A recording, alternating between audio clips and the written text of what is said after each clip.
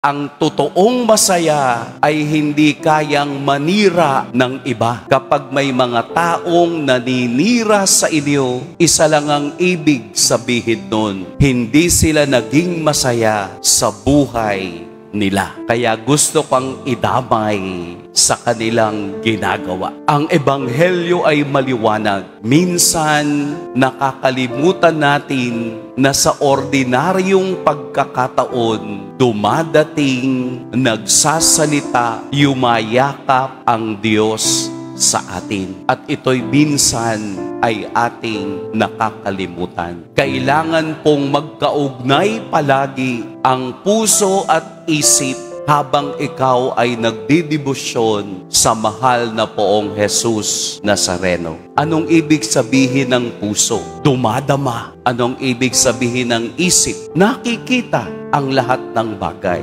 Awareness sa aking ginagawa bilang isang deboto. Sa kabila ng mukha ng paghihirap, naroon palagi ang mukha ng kaligtasan at mukha ng pagbibiyaya ng Diyos.